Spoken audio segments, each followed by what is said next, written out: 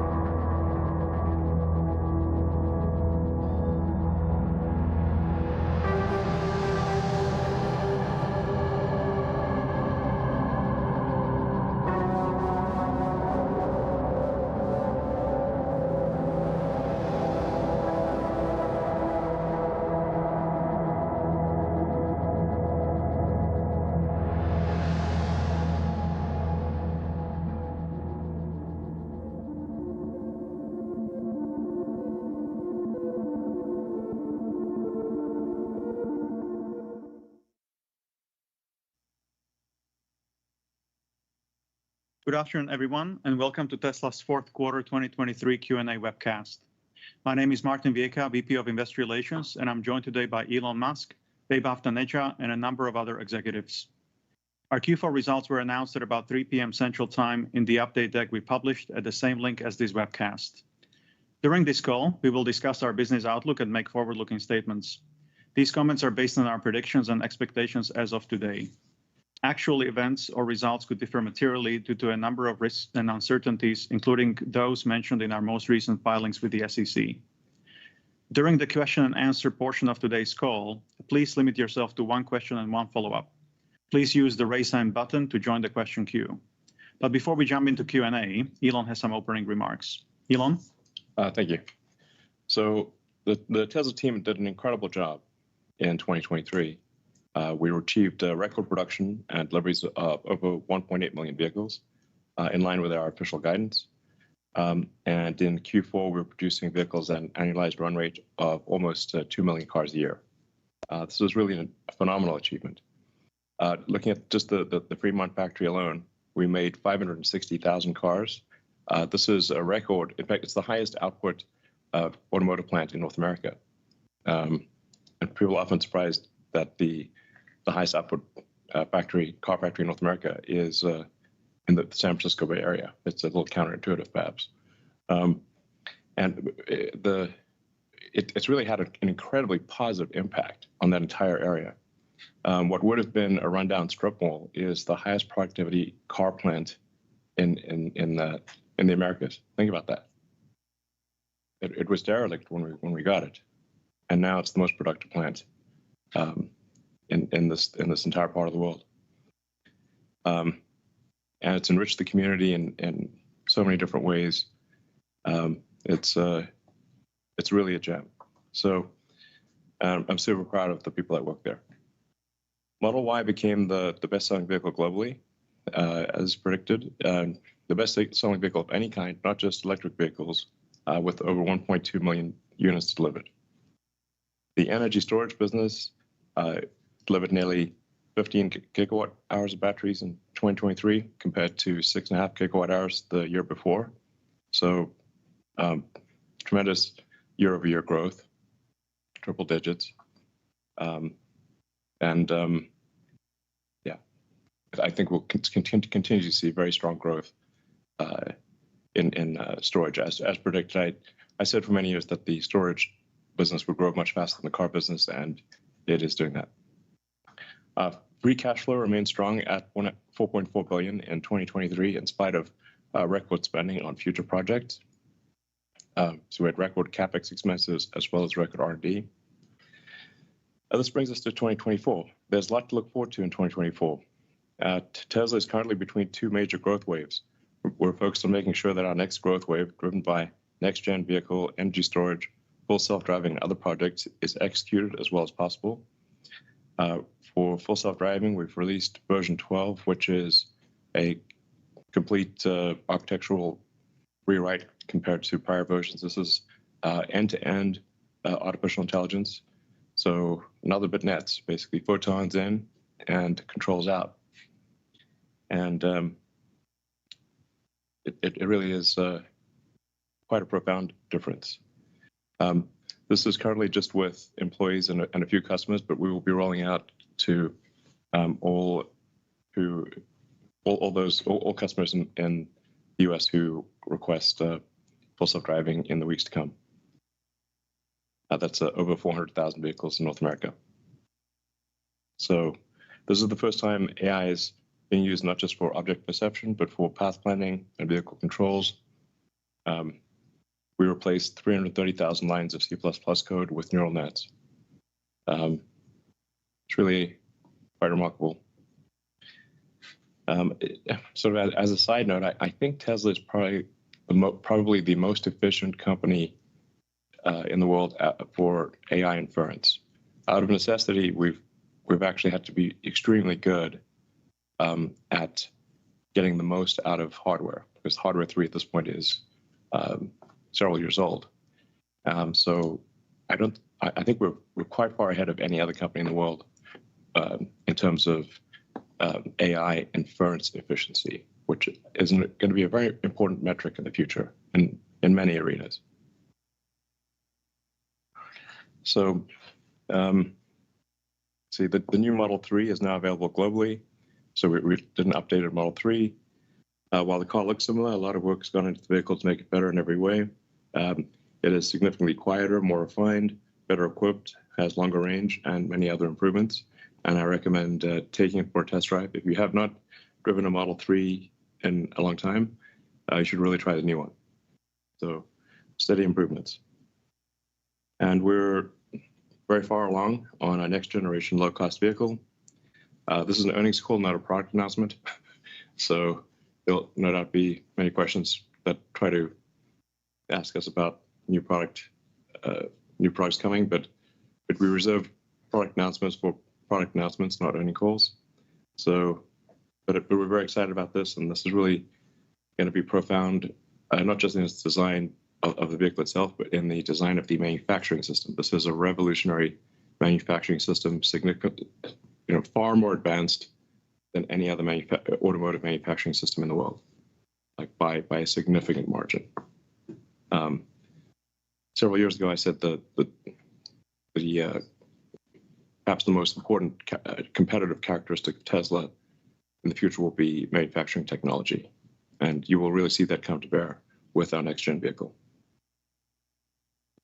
The first manufacturing location for this will be at our Gigafactory and headquarters in Austin, Texas.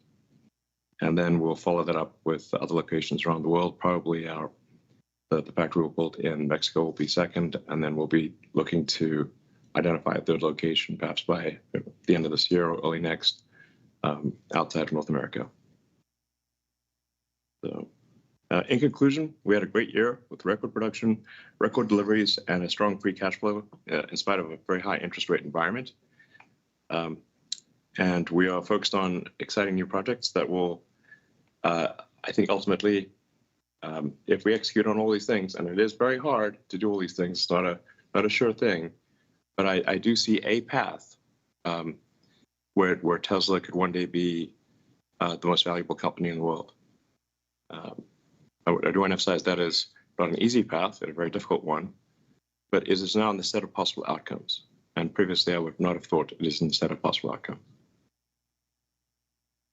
So, thank you again to all of our investors, our employees, and our suppliers for a strong year, and looking forward to a great 2024 and years to come. Thank you. Thank you. And our CFO, Vaibhav, have some opening remarks as well. Thanks, Martin. Good afternoon, everyone. As Elon mentioned, we had a record year in terms of both production and deliveries for our auto business, as well as record deployments in our energy business. This was achieved despite 2023 being a challenging year in terms of higher interest rates and higher inflation. Big thanks to our customer for being with us through this challenging period. I would also like to thank the whole Tesla team for their resolve and dedication throughout. In terms of 2023 financials, we ended the year with over $96 billion of revenue and generated $4.4 billion of free cash flow to end the year with over $29 billion of cash and investments on hand. Our 2023 GAAP net income was impacted by the recognition of one-time non-cash benefit of $5.9 billion from the release of valuation allowance on certain deferred tax assets. This was due to our recent history of sustained profitability and is similar to several other companies who have recently gone through a similar change in their accounting. Accordingly, starting with Q1, our book tax rate will now be more in line with other companies in the S&P 500. In our vehicle business, we continue to see improvements in our per unit cost despite us being in the early phase of Cybertruck ramp. As a result, our auto gross margin improved sequentially. That said, predicting auto gross margins is extremely challenging since there are many moving parts to this equation, some of which are out of our control, like the change in tariffs or local incentives, to name a few. While the teams are focused on cost reductions, we are approaching the limits within our current platforms. On the demand front, as promised, we made investments in digital campaigns in 2023. We fully appreciate the importance of customer education as we are still in a customer acquisition phase. Our data suggests that around 90% of our vehicle buyers in 2023 never owned a Tesla before. We are being creative in figuring out ways to bring in new customers and educate them about the benefits of owning a Tesla versus gas-powered vehicles. The key among them being total cost of ownership. This concept is mostly overlooked for just the upfront cost. We will be rigorous in evaluating our campaigns, curating the content, and optimizing spend accordingly to support the overall demand. There are two additional things I would like to mention as it relates to the US market. First, for customers who qualify for the IRA buyer credit, we now offer that as a point of sale benefit for Model Y, which means an immediate reduction of $7,500 at the time of purchase to the end customer. Secondly, we continue to offer very attractive lease rates for Model 3 and Y using our partner leasing program. Note that the sales under this program are recognized as upfront revenue and reported within automotive sales. Our energy storage business had another record year with deployments more than doubling and revenues increasing by more than 50%. This business is poised to again surpass our auto business in terms of growth rate in 2024. This has been in the works for quite some time, with us laying the foundation a few years back by building our mega factory in Lathrop. I would like to thank the whole Tesla Energy team for their efforts to make this a reality. Our services and others business also started contributing meaningfully to our results and our fleets as our fleet goes, as we expect the fleet-based revenues from supercharging, used cars, and services to continue to increase.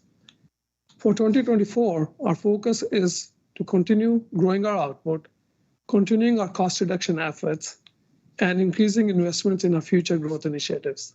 Accordingly, we are currently expecting our capital expenditure for 2024 to be in excess of $10 billion. We believe this would be critical in helping us lay the foundation for the next phase of growth. Once again, I would like to thank everybody at Tesla, our investors, and our suppliers for being with us in this journey. We can open it up to questions, Martin. Thank you. Let's go through investor questions. Question number one is from Michael. Given that you moved the start of the next generation compact vehicle production to Austin, has the timeline improved so that we might see the next generation platform vehicles in 2025? I mean, I want certainly say things with they should be taken with a grain of salt, since I'm often optimistic. With I don't want to blow your minds, but I'm often optimistic regarding time. But our current schedule says that we will start production towards the end of 2025, so sometime in the second half. That's just what our current schedule says. There's a lot of new technology, like a tremendous amount of new revolutionary manufacturing technology here. The reason I want to put this new revolutionary manufacturing line at Giga Texas was because we really need the engineers to be living on the line. This is not sort of a off the shelf, just works type of thing. It's just a lot easier for Tesla engineering to live on the line if it's in Austin versus elsewhere. So, but we are currently expecting to start production second half next year. That will be a challenging production ramp. Like I can emphasize, we'll be sleeping on the line practically. In fact, not practically, we will be. But I am confident that once it is going, it will be head and shoulders above any other manufacturing technology that exists anywhere in the world. It's next level. So it's always difficult to predict what that S-curve of manufacturing looks like. So it always starts off real slow, and then it grows exponentially. So predicting that intermediate S-curve is difficult, but so I don't know. It's hard to say what the unit volume would be next year. We're not going to make any predictions on that front, but it does seem quite likely that we will start production next year. Thank you. The next question is from Michael again. What has been the barrier to ramping 4680 cells into multi-million cells per week rate, and when do you expect to get there? Drew? Yeah, first, I just want to allay any concerns regarding 4680 limiting the Cybertruck ramp, because I've seen some people commenting about that. To date, 4680 production is ahead of the ramp with actually weeks of finished cell inventory. And the goal is to keep it that way, not only for cyber, but for our future vehicle programs. And as Elon said, it is an S curve here too. Like it's hard to predict these things, but I'm just describing our goals. It's a hard problem. Like, yeah, there are entire companies where all they do is make battery cells. That's like all they do. Indeed, okay. Indeed. We do a lot of other things, and we got a lot of breakthrough technologies that take time to figure out with 46. It's not just that it's a 46 millimeter diameter by 80 millimeter tall cell. That's just the diameter. That's just the dimensions. Mm-hmm. There's a tremendous amount of new technology in the cell itself and manufacturing technology. Yes, exactly. And just regarding what the team was able to do in Q4, Texas successfully swapped line 1 from the Model Y design of the cell to the Cybertruck design of the cell, which was the 10% cell energy increase I've mentioned before. And as with any major new product introduction, the factory and engineering teams collaborated to ensure quality of the new design and the process changes as their first priority. And now our focus returns to cost and production ramp in Q1. In terms of what we're doing, we're currently running 1 production line, 1 assembly line, using 2 assembly lines in addition for yield and rate improvement trials. And we have a 4th in commissioning, and 4 more will be installed starting in Q3 this year. So definitely this is a big year for ramping 4680. But we also do want to emphasize that we also expect to ramp orders from our suppliers. Yep. So this is not about replacing our suppliers, it's about supplementing our suppliers. Yes. So we are very appreciative of our suppliers. Panasonic obviously is our longest supplier. They're an amazing company. We've got CATL, we've got LG, and BYD. Yeah. Thank you. The next question is from Adam. Should retail shareholders be concerned that Elon has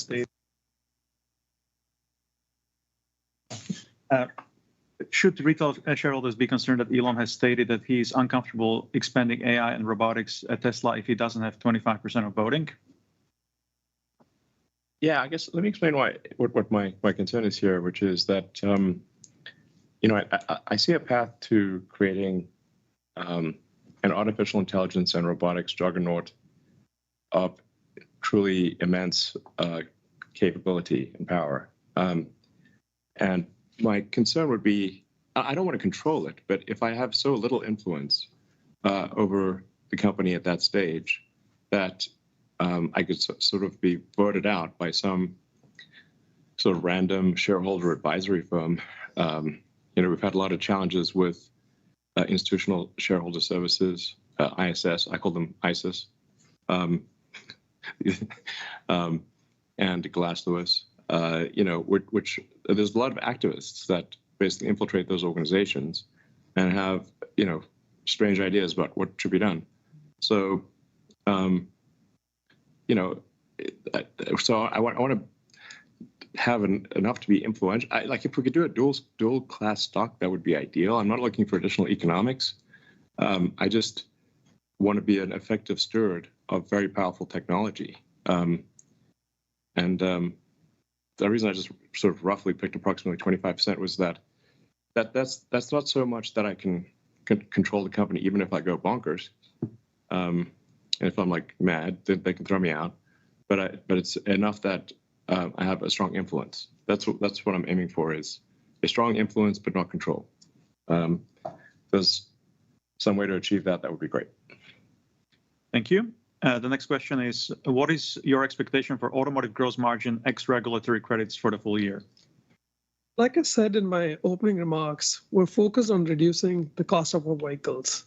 This is very extensive and involved exercise whereby we look at not just the component cost down to the packaging used to get the materials to the production floor.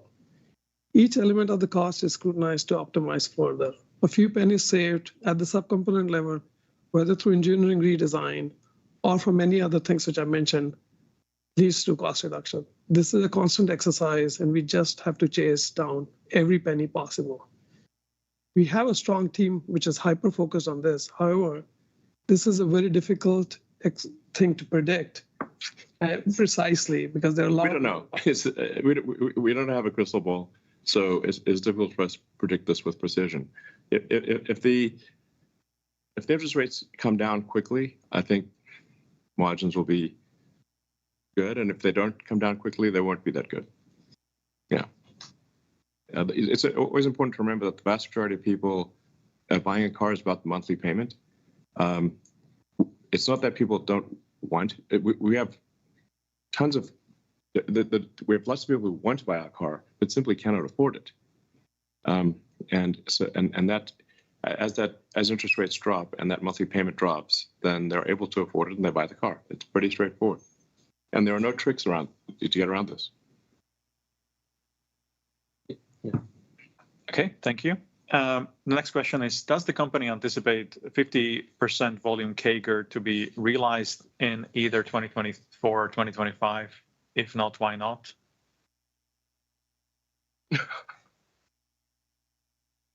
As we have said in our prior guidance, there will be periods where we won't be growing at the same rate as before.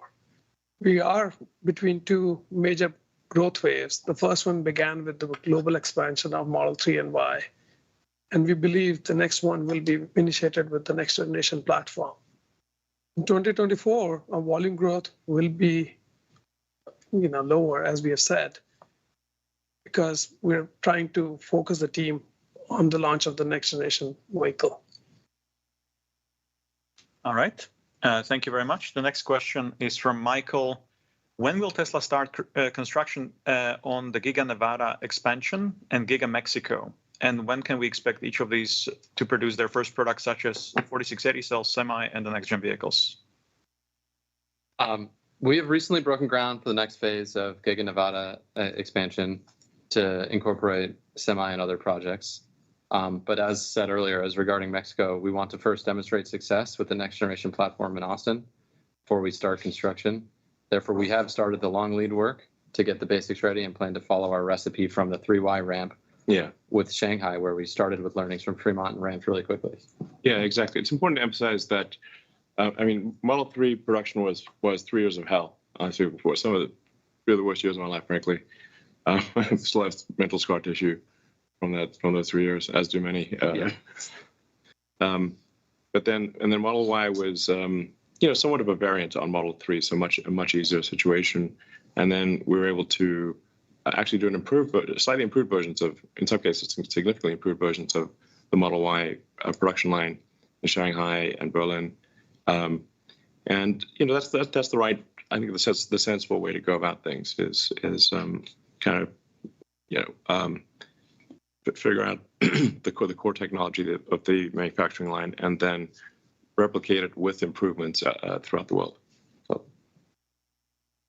Thank you. The next question from Michael is, has there been any progress made with an FSD licensing agreement with another company?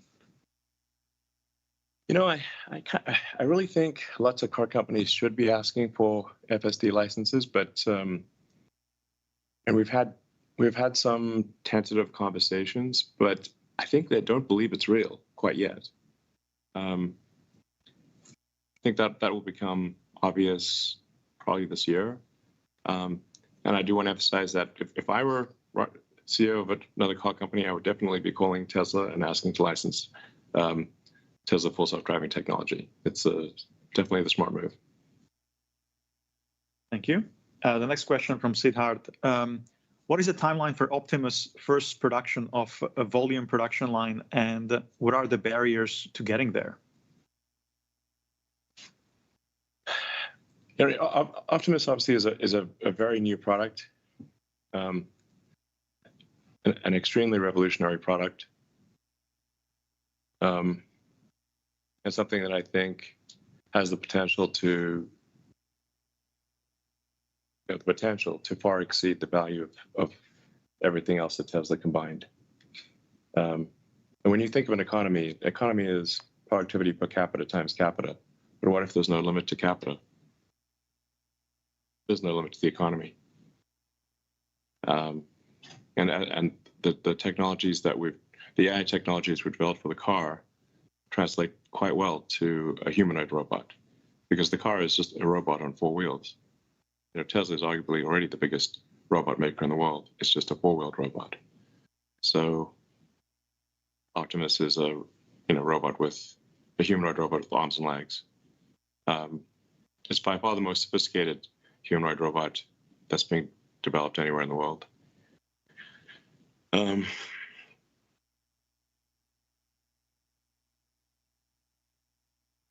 I think we've got a good chance of shipping some number of Optimus units next year.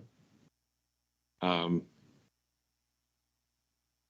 like I said, this is a brand new product. A lot of uncertainty. When there's a lot of uncertainty and you're in uncharted territory, it's obviously impossible to make a precise prediction. But we will be updating the public with progress on Optimus, every few months, and you can see that it's advancing very quickly. I was just in the Optimus lab actually until late last night. I think until like midnight or something. And finally left the Optimus lab. The team's doing amazing work. That's obviously a case where we want to make sure that Optimus is safe, especially at scale, and that it should be impossible for any centralized control to upload malware to a humanoid robot. So we're going to want to build in localized shutoff that cannot be updated from from a central server. That's a case where we really have to give extreme thought to safety. But like I said, I do think it has the potential to be the most valuable product of any kind ever, by far. Just to comment on the barrier, I think the barrier, and we've talked about this, is like getting it to actually do something useful. Like we can get it to walk around, we can get it to do things, but it's like that utility part. We can already do some useful things. But yeah. To making millions of these things, it's like utility. Got to get the utility up. Yeah. A smart robot that can that's capable of doing generalized tasks is what it will be. Yeah.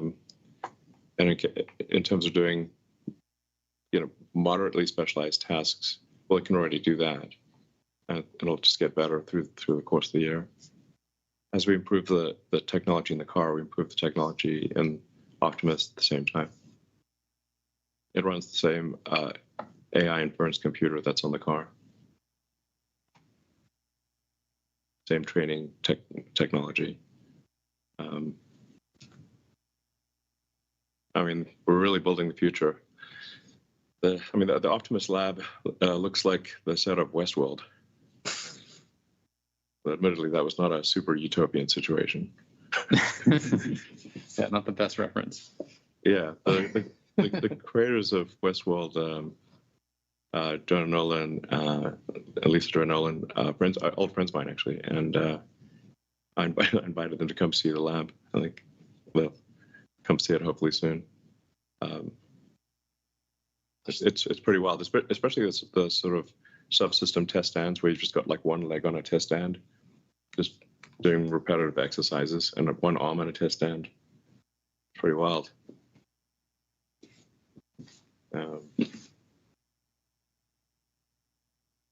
Yeah. We're not entering Westworld anytime soon.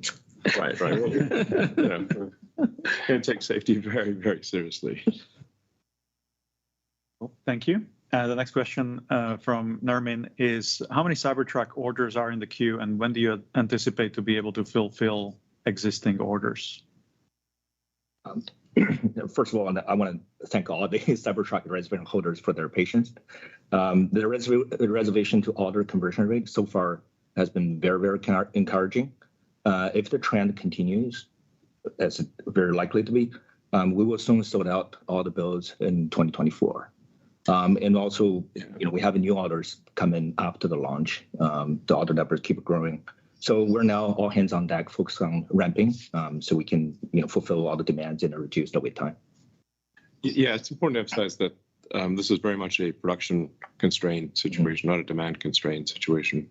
And we, obviously, we could dramatically raise the price, but that doesn't feel right to us to sort of gouge people for for early delivery. But really the demand is off the hook.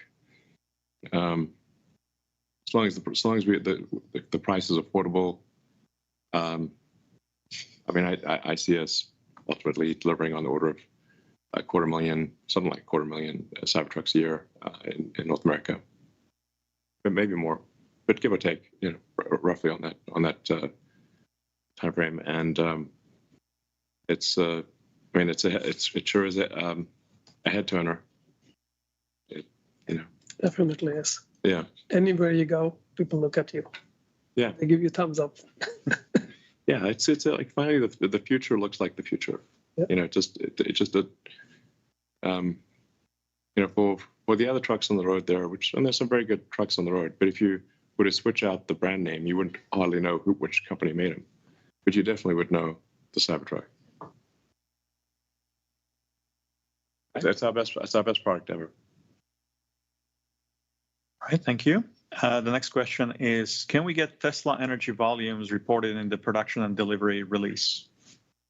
Yeah, we will strive to do so starting from this quarter. And just a brief update from the business perspective. Megapack continues to see strong demand signals globally, driving consistent growth trajectory through 24 and 25. We want to thank all of our partners who've put their trust in the Megapack team to execute on critical infrastructure around the world. And I would like to personally thank the Megapack engineering and production teams for their strong 2023 execution. Lathrop continues to ramp through 2024 with the operation of a second final assembly line to double capacity from 20 to 40 gigawatt hours by the end of the year. Thank you. And the last investor question is from Siddharth. What are the preliminary results on return on investment of your ads and education campaign? Given that many people still lack awareness that Tesla average price is less than the average non-luxury car price of $45,000, will you expand educational ads? As Elon mentioned, the ultimate solution to increase EV adoption is really address the affordability issue. But at the same time, we do aware there's an awareness issue as well. So in Q4, we ran a series of digital campaigns, very targeted digital campaigns across different geos and different channels. The target of these tests is really just to drive awareness and ultimately measure the return of investment on those digital channels. And the messaging we're driving is really focused on our product and also try to address some of the misconception of the EV, such as safety, affordability. In one particular awareness campaign we run in Texas, we reached the audience about 10 million unique viewers and generated close to 500,000 visits to our website. A large number of these viewers are first-time visitors to our site. The traffic through these digital channels actually behaved very similar to those organic traffic come to our website. So going forward, we're just going to keep exploring different channels and doing our trials to get a better understanding of this effectiveness of this digital campaigns. Yeah, but I would also like to caution that we'll be very careful that we don't want to overspend on this side.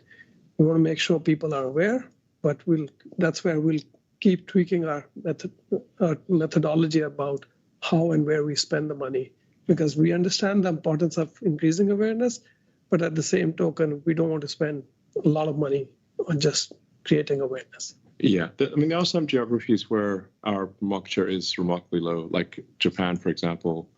Now, we obviously need to make sure that we have superchargers in the right locations and the service centers are there and the product works well in Japan. But Japan is the third largest car market in the world of any country.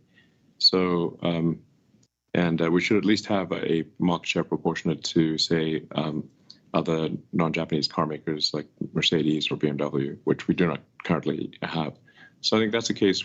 And when I talk to friends of mine in Japan, they're like, there is like quite a lack of awareness of Tesla. So that's the case where we definitely need to increase awareness in countries and regions where there is not that much awareness. Thank you. Let's go to analyst questions. The first question comes from Pierre Ferragu from New Street Research.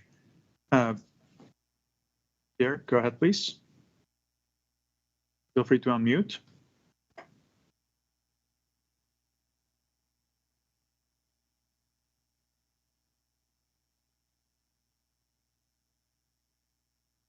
Pierre, can you hear us? Okay. Well, it's really tough to find the unmute button on Teams, guys. I'm sorry for being late.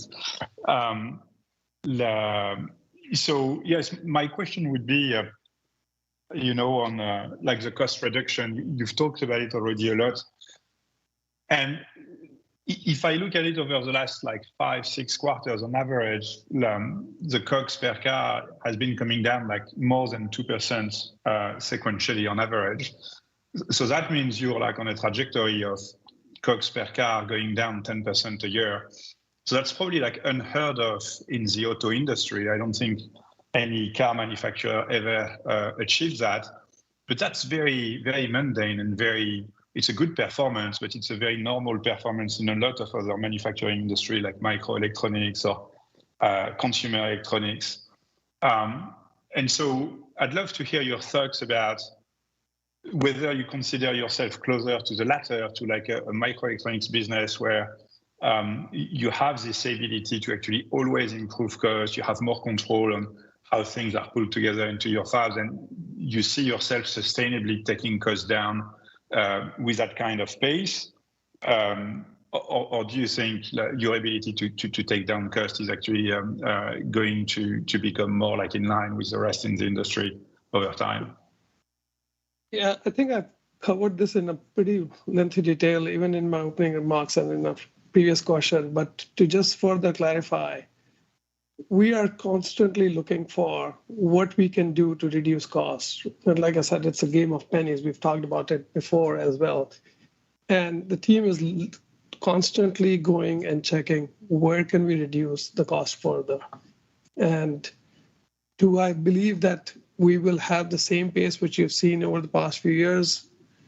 Probably not, because remember, we were coming out with a period wherein commodity prices were rising. So then we did see benefits coming from that.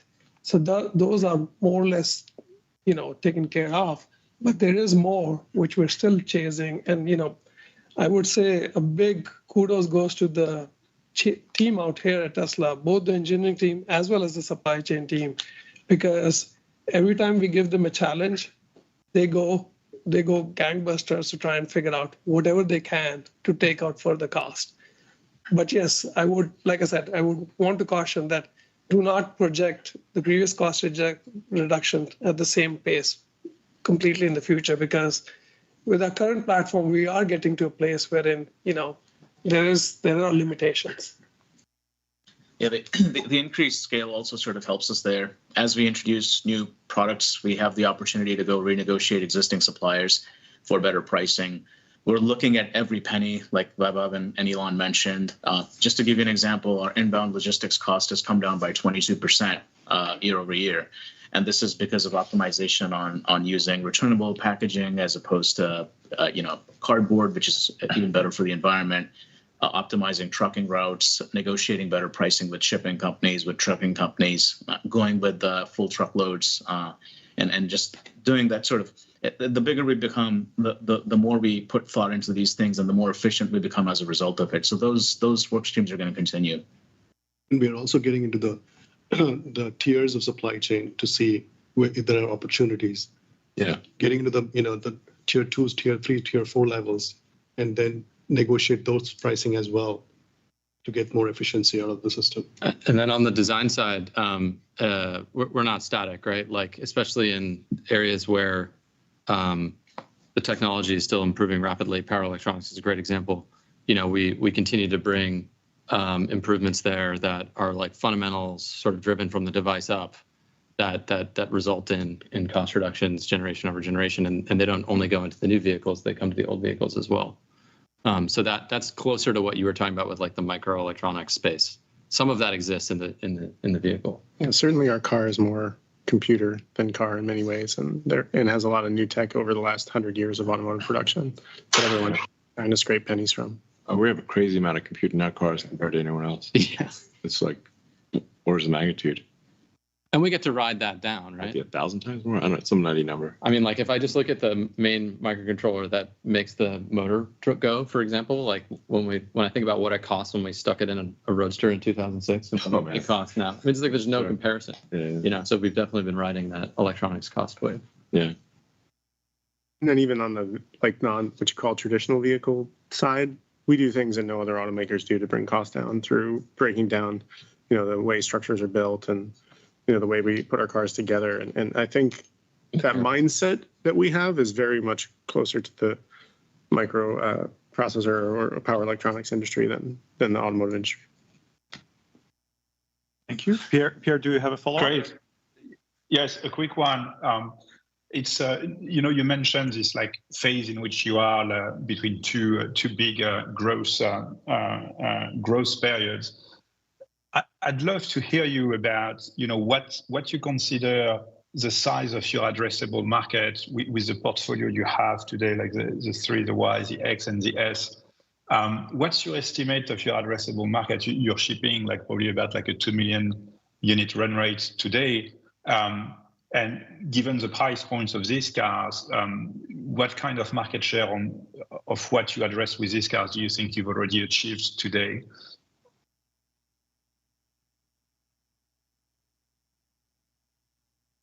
I don't know if anybody. I actually don't think we have a firm idea of this. It's hard to say exactly.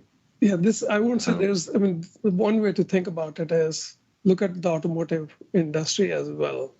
EVs still contribute a very small market share.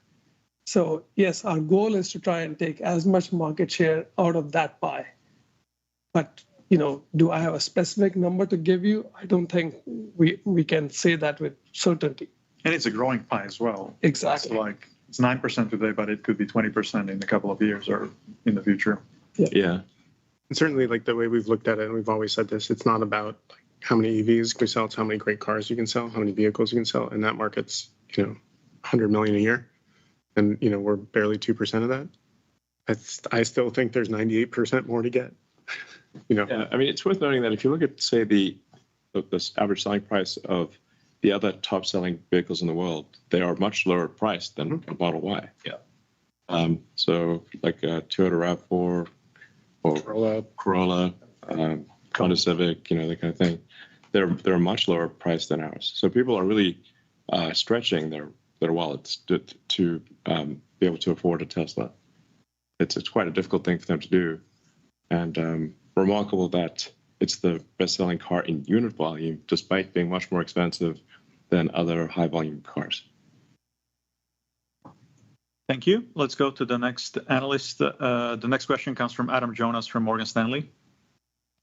Hey, everybody. So I can't wait to see the Optimus Lab. I'm sure everybody on this call feels the same way. Your last AI day, Elon, was September 2022. Can we expect a Tesla AI day this year? It seems like a lot's changed in that realm. And is this year the time? Yeah, it's a good question. We have found that when we do these AI days, some of our competitors literally look at what we do on a frame-by-frame basis. They do. And then we find these things being copied. Same thing with battery day. Same thing with battery day. Yeah. So we have to be a little cautious about, revealing the exact recipe of the secret sauce. But I think some kind of update would be good to do. I'll talk it over with the team, and I think we might do something later this year. Our main goal with these AI day things is recruiting. So yes, and to sort of change the perception of Tesla as people thinking of Tesla as a car company when they should be thinking of Tesla as an AI robotics company. Mm-hmm. Maybe as a follow-up, Elon, I'd love your thoughts on the topic of China-based OEMs expanding into Western markets as the China market kind of gets saturated and there's a tremendous growth in the supply. How much success should Tesla investors allow for this competition to achieve in Western markets? And can you envision a scenario where Tesla could partner with a Chinese OEM to help accelerate sustainable transport in markets like Europe and the United States? Thanks. Well, our observation is generally that the Chinese car companies are the most competitive car companies in the world. So I think they will have significant success outside of China, depending on what kind of tariffs or trade barriers are established. Frankly, I think if there are not trade barriers established, they will pretty much demolish most other car companies in the world. So they're extremely good.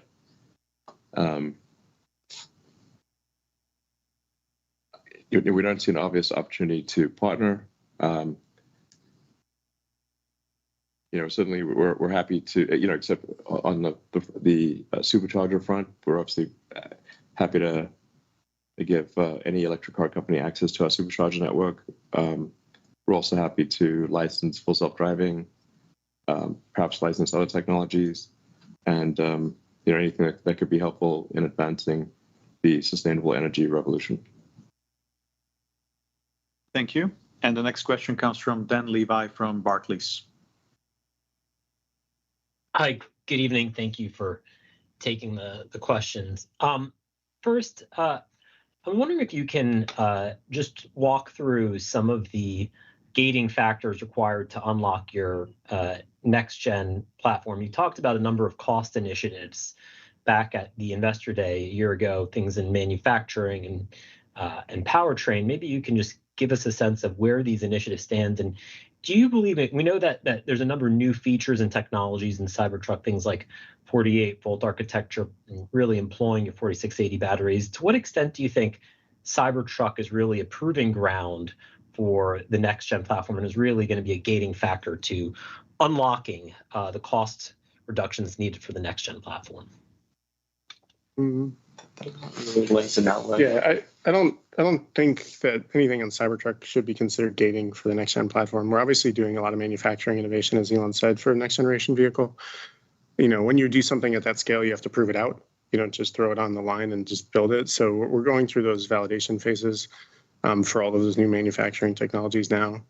Sure, 48 volt was definitely something we wanted to carry forward, and it's something we hope the industry adopts as well. We're also open to partnering on that if everyone wants to do that. Finally, man, the people that really know that this is like the inside baseball thing, but 48, it's so high time that the auto industry moved from the random number of 12 to 48. Random number of 48.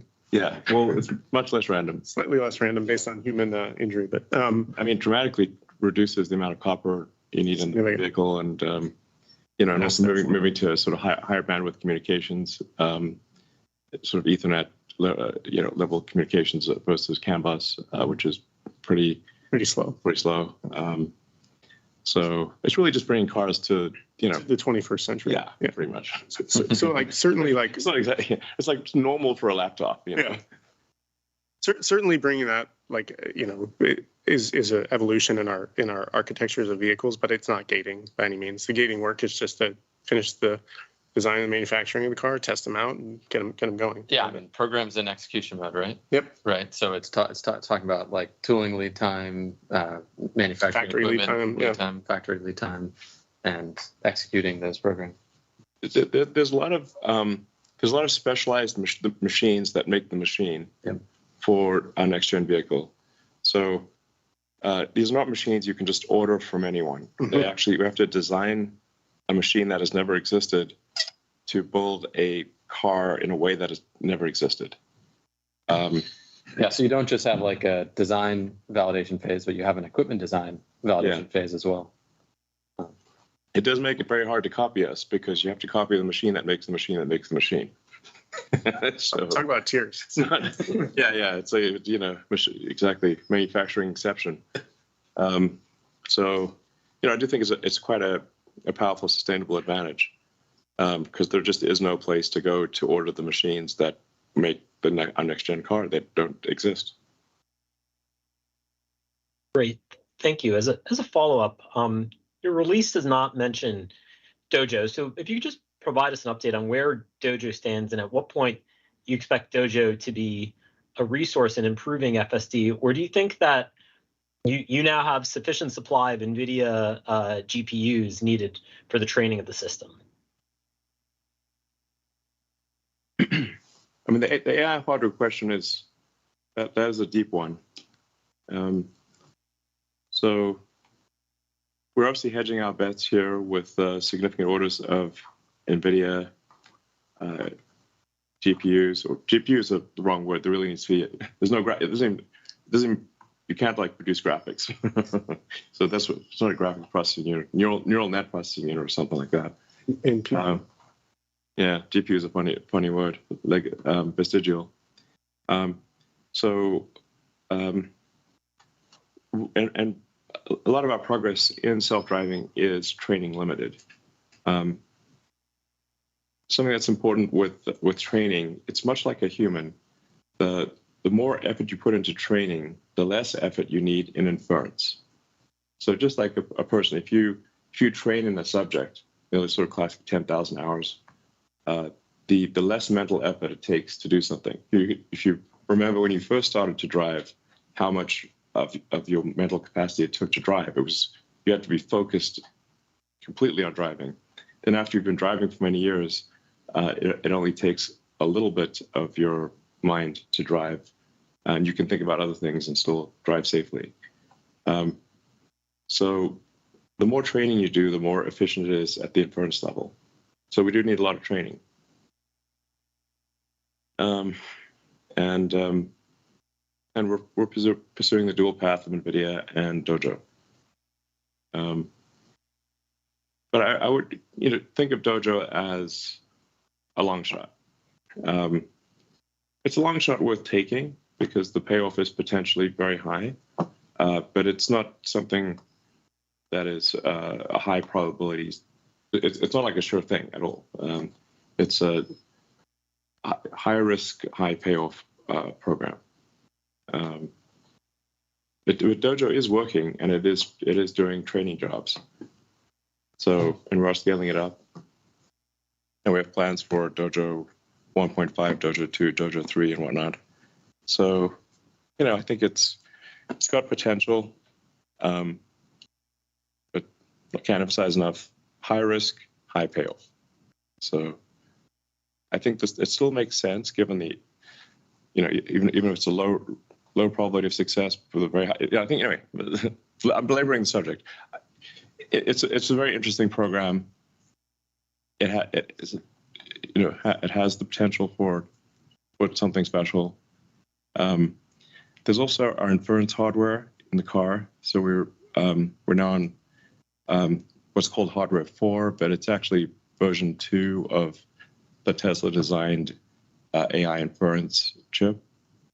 And we're about to complete design of, the terminology is a bit confusing.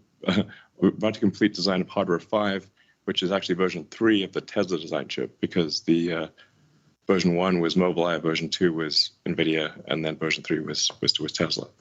So, and we're making gigantic improvements with, from hardware 3 to 4 to 5. There's a potentially interesting play where, when cars are not in use in the future, that the in-car computer can do generalized AI tasks, can run a sort of, GPT-4 or 3 or something like that. If you've got tens of millions of vehicles out there, even in a robotaxi scenario where they're in heavy use, maybe they're used 50 out of 168 hours. That still leaves, well over 100 hours of time available of compute hours. It's possible with the right architectural decisions, that Tesla may in the future have more compute than everyone else combined. Thank you. And the next question comes from Colin Langham from Wells Fargo. Oh, great. Thanks for taking my questions. As we're thinking about going into 2024, the press release talks about hitting 36,000 or slightly above in Q4. And the comments of the release talk about approaching the natural limits, and it sounds like you're continuing to try to whittle that away, but that sort of implies there's not much left. In addition, you have the hourly wage increase, I guess, so we'll add to that into next year. And I thought you said raw material costs are kind of, that benefit is sort of almostly played out. So is there an opportunity to continue to go below the 36, or should we kind of be modeling that it kind of stays at this level into 24? We are definitely aware of the cost increases which are coming through because of the wage increases. But like I said, we keep looking at other cost opportunities and try and figure out where else can we cut down. So there is definitely more opportunity to bring down costs further. I won't specifically guide to a number which we will try and get to, but there's definitely more opportunity there. Yeah, we're chasing lots of cost opportunities on the design side still for 2024. North of 8 figures is what we're worth of, just in my organization, and Lars has got a bunch. And then from a commodities perspective, it's such a long cycle time through the whole material supply chain that even with what we've already seen to this point, there's more to come on commodities reductions. And there's still some tailwind left on the commodities. That's what I mean, yeah. And aluminum and steel. Yeah. And battery materials. It boggles my mind to think that if we make a 1% improvement in cost, that's $1 billion. Yeah. Yeah. So it's like, on average, if we reduce the cost by 1 penny, $1 billion. What? And we started off, wasn't that long ago, that we're only making like 10 cars a week. Yeah. So where does it lead ultimately? With good execution, like I said, it's not a slam dunk, but with if we execute very well, I think Tesla could be the most valuable company in the world. Thank you. Colin, do you have a follow-up question? Yeah, just a quick follow-up. In the commentary, you mentioned the taxes would go to the S&P 500 level. I think you've been trending slightly below 10%. S&P, I think, is typically 25%ish. Is that going to, should we expect that to jump right up next year when we're modeling next year? Or would it be like a gradual change over the next few years? And any cash impact from that tax change as well that we should be considering? Yeah, so there's no impact on cash taxes from the release of the valuation allowance, which I spoke about. What it does is it's how you account for taxes on your books. So it's basically an accounting change, wherein there are certain jurisdictions, because we had enough NOLs, etc., wherein we didn't have to accrue book taxes. Now that the valuation allowance has been released, and we have recognized deferred tax assets on the books, that means your tax rate immediately goes up. Okay. I think that's all the time we have for today. Thank you so much for all of your questions, and we'll speak to you again in 3 months. Thank you. Bye-bye. Thank you.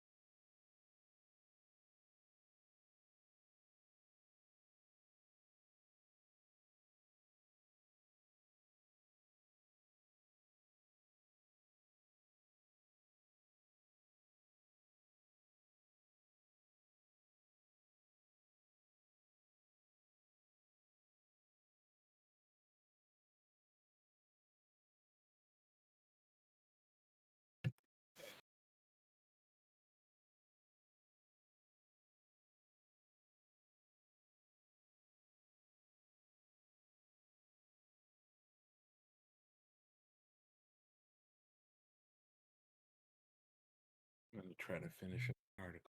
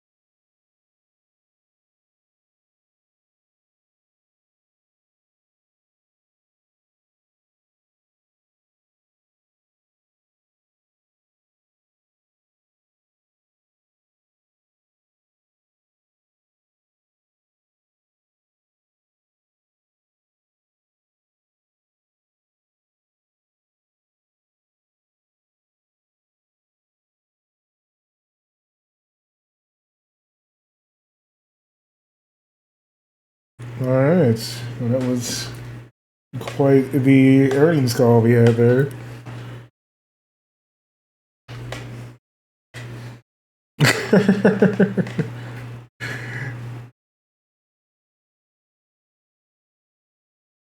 Have some thoughts that I could share with the folks at home. Let me pull up my my article. It took. If you ever are curious who's writing this conference call transcript, it's me. And obviously, they talk so damn fast, so I'm not going to get every single thing. But Yeah. there's a lot of interesting stuff that came up on that call. But let's talk about the results first. So they missed their earnings expectations and they missed their revenue expectations. They also did this with the lowest margin number that we've seen in a year at least. Their gross margin is down to 15.7%, a little on the low side. Asif's audio is on the low side. I'm sorry. Can you hear me better now? I'll eat the microphone if I have to. I can increase it on my end. I've had this change up the audio a bit for the call itself, so it's all good. We'll turn you up. But yeah, so it's kind of like what I said last. I think we did I don't know if we did this last time or not. Can't remember. But I may have just been on Discord with our staff talking about it. But I think the Cybertruck ramp is going to resemble the Model X in a lot of ways. And that's going to create problems. It's the slowest product ramp that they have, which is a little concerning. Or at least the slowest product ramp we've seen since maybe the Model S. They're expecting to deliver 125,000 Cybertrucks this year, and I just really want to know, who are these people buying Cybertruck? Where do they live? I just want to know why. Why are you buying Cybertruck? Like, I'm canceling my pre-order. I pre-ordered it for science. We were on stream. I remember that. Yeah. Okay. Because I pre-ordered it. That was the Cybertruck event, but I was like, I'm pre-ordering this just so I could figure out some prices for people. And then yeah, so I'm canceling that shit. I don't want that car at all. It's huge. I think it's going to introduce a bunch of new tech. I'm tired of being a guinea pig for Tesla specifically. Like I'm obviously I bought the stupid Apple Vision Pro, so I'm going to be an early adopter there. And I bought 2 of those dumb AI products, so I'm going to have a Humane AI pin and a Rabbit R1 here in the next few months. So I'm not really super stoked about any of that. But I have the power to stop myself from buying a Cybertruck. So I'm doing that for the good of my mental health, the good of my wallet, and also because I just think it's kind of dumb and ugly. I don't know if you noticed on the call, Denny, you know how often they mention this next generation product? It's like they are moving the goalposts away from Cybertruck.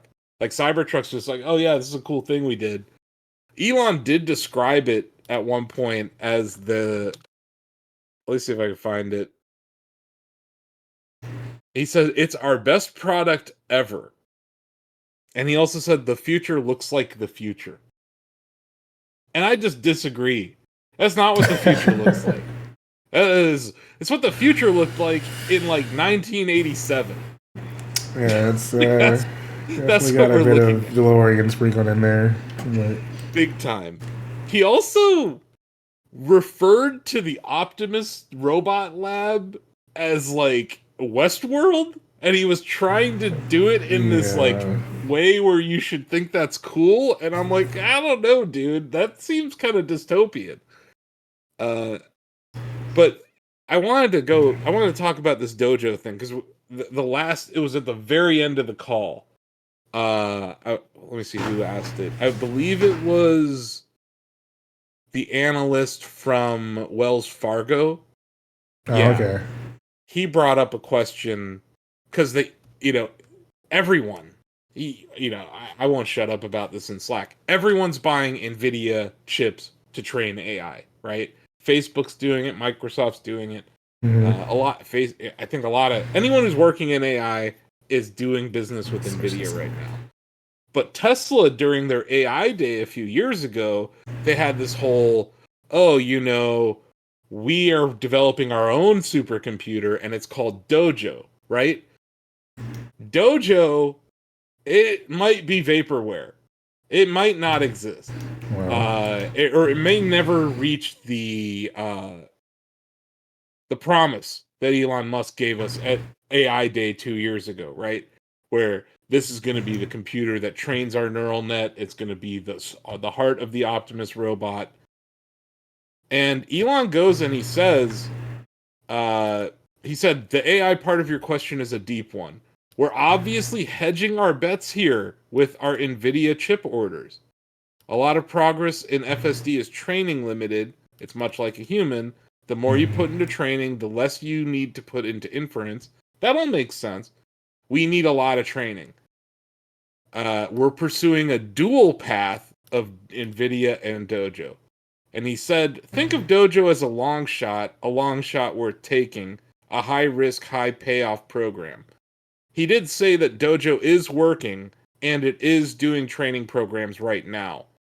But there's got to be some sort of limitation, right? Either it's not as efficient as he thought it would be, or there's just so much information that needs to be processed that they need more than Dojo. They need, 60,000 of these H100 chips from NVIDIA or whatever.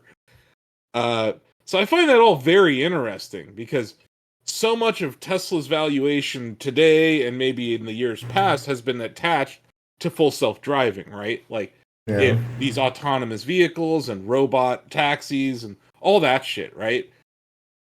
If they don't do the training part right, they'll never get there. What he did say, though, it does feel like Tesla is focused on a computer vision neural network that can be applied to not just vehicles, but also robots, humanoid robots, as he said. So I think it's funny that he keeps dancing around like the promise of Optimus the robot and the promise of full self-driving and the promise of these other projects that they're working on. He's been saying this for years, and nothing ever shows up. Oh, we're real close, right? We're real close to shipping full self-driving to everyone in the world, but then something happens and they're like, it's not ready.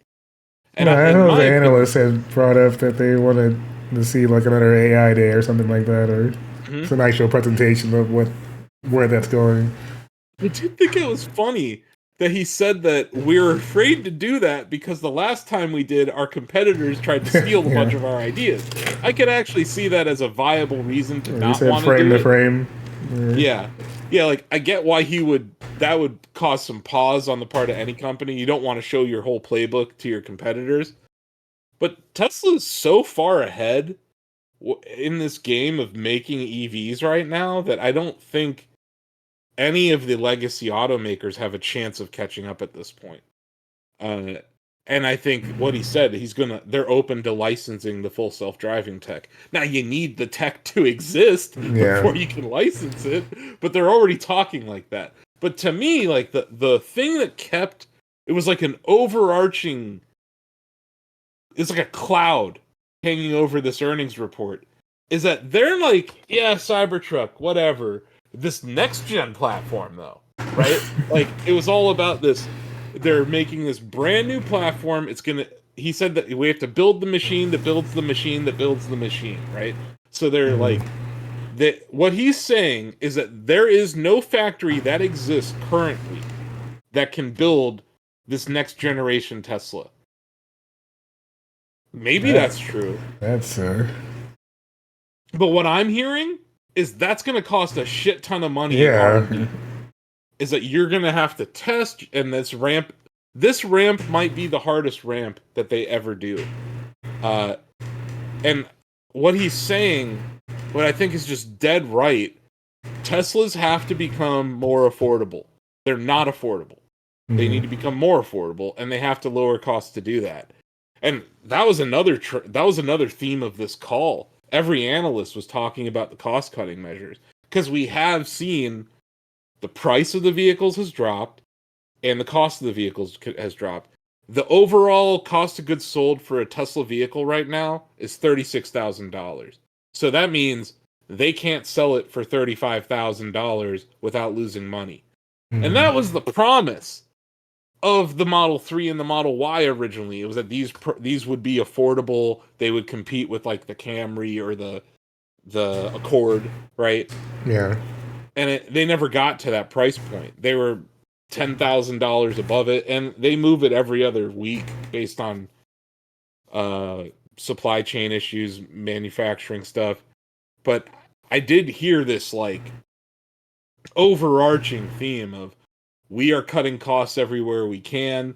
Elon even said it on the call. He's like, if we can a 1% improvement at Tesla of costs, like a 1% reduction or a 1% improvement of margin, that's $1 billion of profit for them each time they can improve by 1%.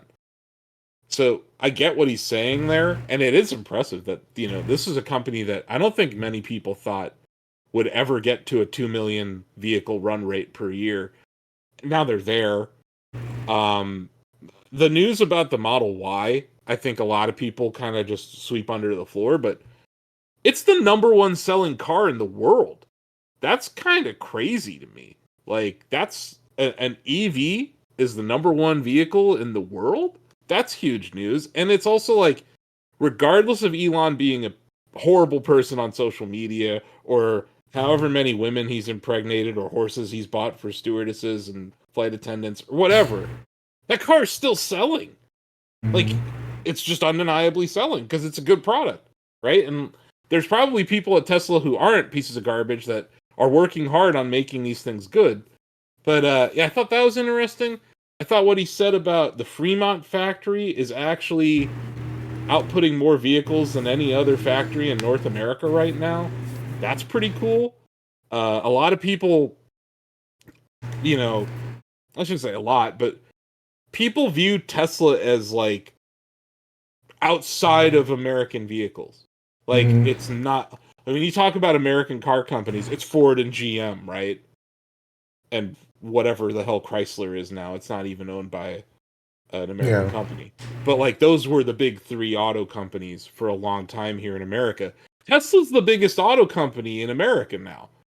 And it's like so far ahead, just when it comes to manufacturing capacity of batteries, of cells, and the assembly of the vehicles. Like, they're just so far ahead of everyone. That, do you take any like stock in the, like, you know, conversations with folks who are saying like how will Tesla hold up, you know, from a geographic standpoint? You know, we saw like the weather issues with like the charging stations and stuff like that.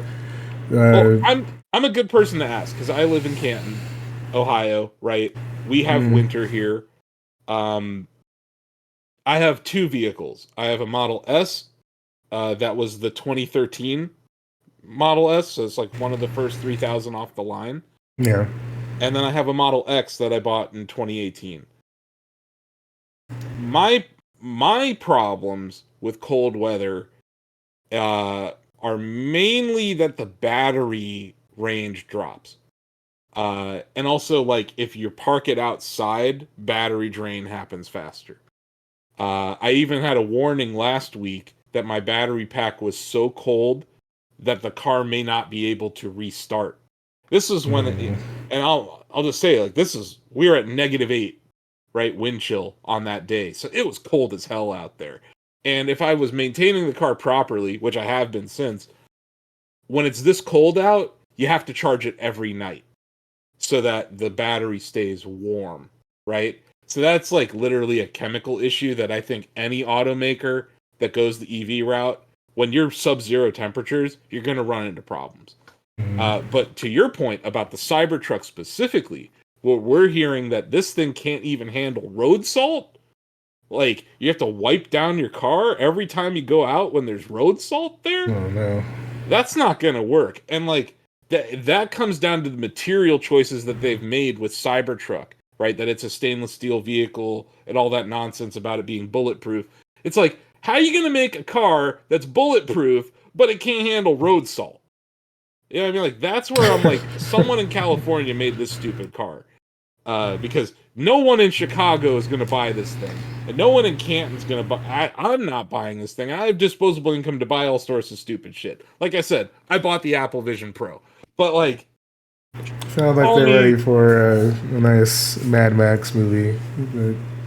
Yeah, sure like, it's gonna hold up and my anything friend was else. like, but the Cybertruck's like a billboard for the company. It looks so different. I'm like, yeah, but the Pontiac Aztec looked different too, and it was ugly as shit. So it's like, here we are with the Tesla Pontiac Aztec. My vibe from this call was that they internally realized that Cybertruck ain't it, and that they have to show us the future. Like, this, regardless of how people feel about the Tesla brand or Elon, a $30,000 Tesla will sell. Yeah. It will. But Cybertruck reminds me a lot of Model X. Model X was the hardest vehicle to ever mass produce. It's so stupid. The windshield is... No one else makes that windshield. Those doors, no one else makes those doors. Right? So it's like all these stupid things that can happen to your car because of design decisions. I thought they learned from that. Because the Model 3 and the Model Y were simplified. And they even learned from Model 3 to Y. Where they're like, okay, we're going to change the wiring. We're going to change this. We're going to make it easier to mass produce. And then they make this dumb thing. And it's like... I asked the question over, we had our editorial team in the other Discord channel. I asked them while this was going on, I'm like, do we think the Cybertruck's going to be for sale 5 years from now? Like, I don't. Like, I don't think the Cybertruck's going to make it. It's not going to have the longevity of these other products, in my opinion. Yeah, I don't know either. Seems like the type of thing you might be able to sell a couple to a movie set or something, because I don't see that in mass scale. The people who buy trucks, the people who need a pickup truck in their life, right? Usually use it for work.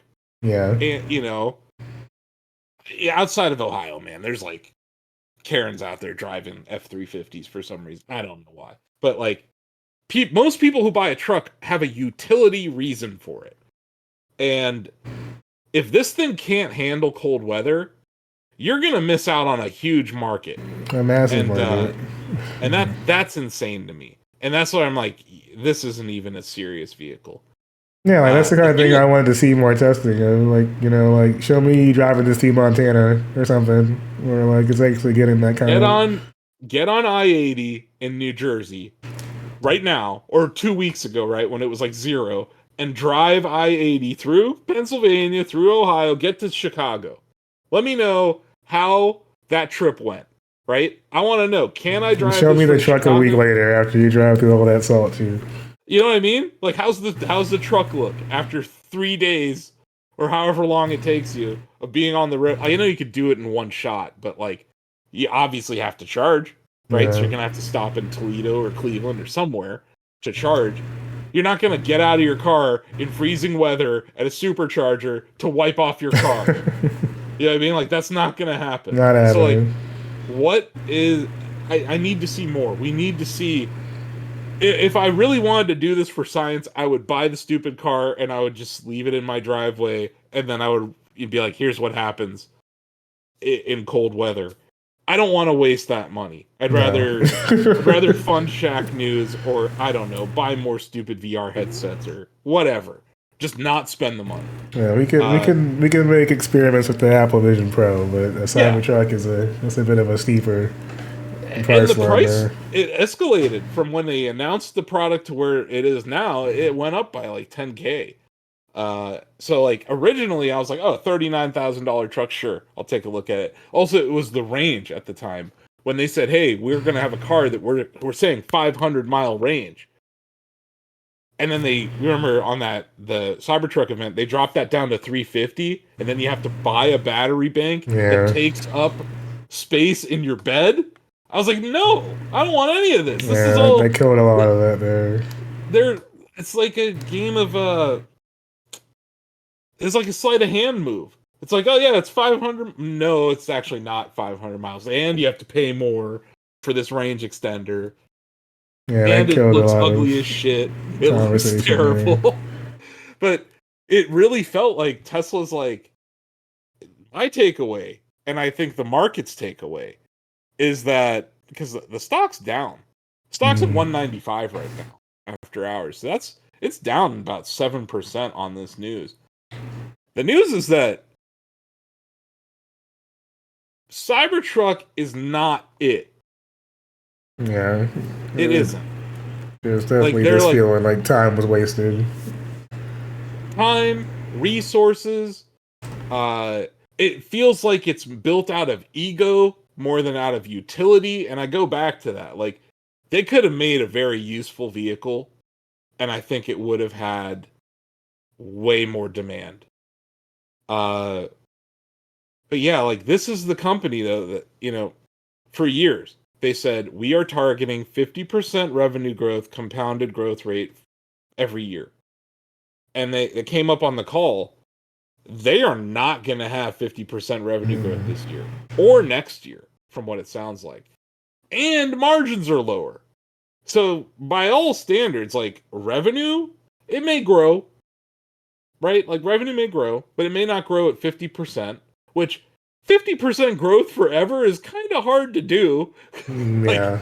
Especially when you're at almost 100 billion revenue in a year now. So it's like, you're not going to be able to add 50 billion more revenue this year and then another 75 next year. Like that, you know, I posted that.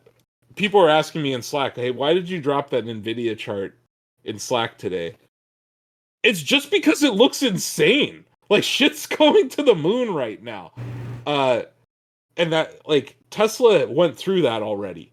And, like, Tesla seems to be the first company that we follow closely that is seeing growth slow, right? And, yeah, I think that's something that was my takeaway from this, is that they are not growing as fast as they were. They're lowering the prices on things. They're trying to cut costs everywhere to just barely meet those margin expectations. A long time ago, Elon said our automotive gross margin goal is 20%. And everyone in the auto industry said, you're insane. That's not going to happen. They hit it a few times in the past, but it's proved to be impossible to sustain through any product release because the amount of money they spend ramping up shit. So my point is that I think the Cybertruck is a mistake.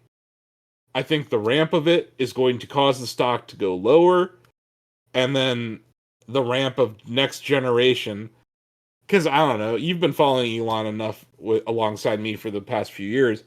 When that guy makes a prediction, he's almost always early. He's like his sense of timing of things is very poor.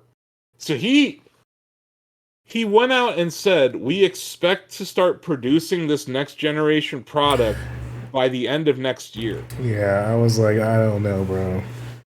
No, I agree. Don't know about that. You're already struggling to ramp this Cybertruck line in Texas, right?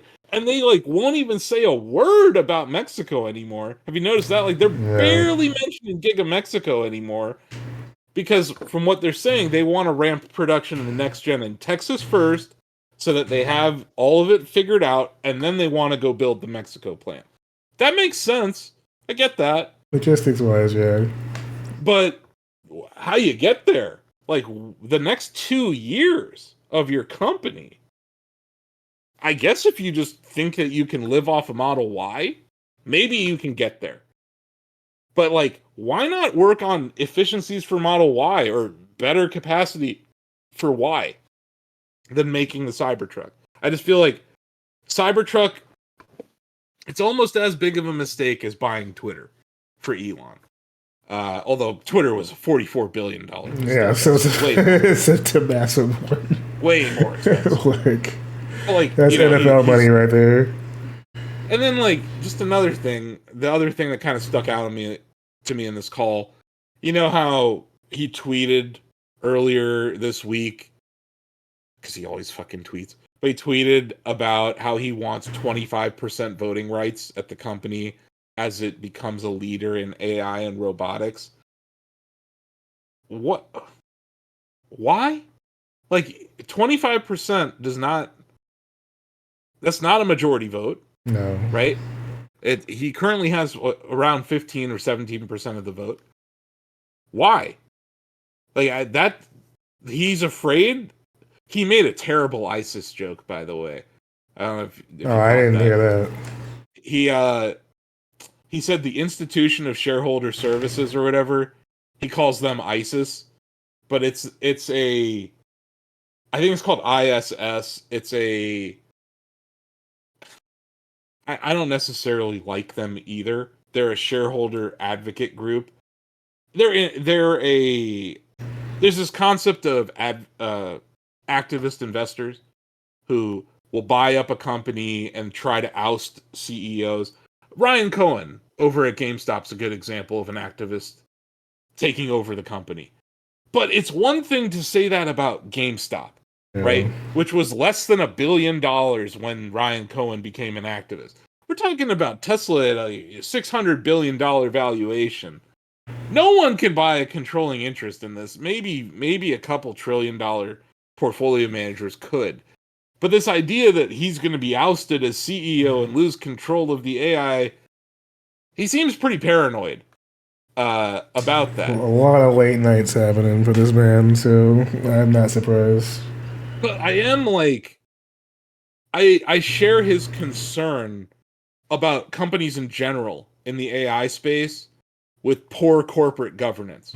Because what happened last year with Sam Altman being thrown out and us not knowing why, that whole shit show at OpenAI, that is concerning because the people who know these systems best, they probably shouldn't be the ones that are ousted. But I don't think there's any Tesla shareholder out there who's trying to get Elon out. Yeah, I feel like what would happen to the stock if that were to actually happen? I don't see anything good coming from that. It would go down, but honestly, I would buy it because a Tesla stock that gets to trade on its own merits without Elon's bullshit attached would be nice. I could go to sleep at night holding it. Whereas now it's like he's gonna tweet something stupid.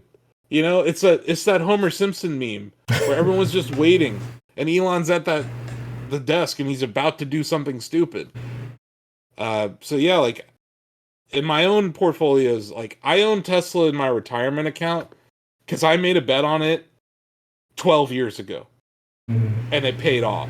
And I'm up a shit ton and I'm never going to sell, but I'm going to hold it through bull and bear markets. And we're clearly in a bear market in Tesla right now. The stock is down. People don't realize this because we have NVIDIA to look at and all these other charts. Tesla's down 50% from its all-time high. in the last 2 years. And you can draw a line from when he bought Twitter to now. So it's like, this whole Twitter thing is a problem. It is a problem. He's created a problem for the brand, and he's created a problem for the stock through what he's doing on Twitter and how he behaves and the things that he says and the things that he does. And he doesn't seem to care. So that's troubling to me. But yeah, like, these AI companies, they need to be regulated. And I think his point about losing control of AI is a sound one. But it should come from the government. Like, the government should have done something about AI by now. And they're too busy worrying about getting reelected at this point, right? But, like, regulation of AI before these things shipped, I think would have been smart. Yeah. And unfortunately, we're not seeing that. There's definitely a lot of gray area happening. And no one's actually just, checking things off on that end. So folks are just using it as the Wild West. Like, no matter how much Musk doesn't like certain investors, he probably shouldn't compare them to actual terrorist organizations. Yeah. I agree, Johnny Chugs. That seems like common sense, but ISS, I mean, I said I'm not really a fan of them, but I'm not calling them. They're not calling them that, though. Yeah, like, just that's one of those things you're probably, I mean, sure, there's stuff behind the scenes, but, like, is that leaving your boardroom or office or whatever? That's it. Like, why is it being... You're dead right, Denny. That's it. Yeah, use your inside voice, not your outside voice. Like, or you're when you use your inside voice to talk to people outside. That's what he just did. Yeah. And honestly, it shows you that he's kind of a piece of crap on the inside. But and then you have to wonder how he also speaks to, like, employees on that end too. When it comes to, like, I mean, if you're talking like this openly, I can only imagine. That's a huge problem with the culture there. And he even said it, like, we're going to be sleeping on the factory floor while we're ramping up this next gen. I'm like, that's like a studio head in a game studio that praises crunch. Yeah. It's not only like, hey guys, I'm sorry we have to crunch. It's like, no, crunch rules. And it's like, come on, dude. Yeah, he gets like that, like, football coach type of, banter, but it's like, you're a company. That should be, all right, guys, we're going to be putting in extra practice. It's like, or you could. Yeah, I'm going to go out on a limb and say the next generation Tesla platform will not ship in 2025. No fucking way. I don't think so either. That's not possible, especially you're already spending resources on a Cybertruck. There's not alluding to any of that. And there's just, I thought it was interesting, though. They did talk about their 4680, their new cell for their battery packs. That's not the supply constraint, apparently. They said they have more supply of 4680 than they need right now.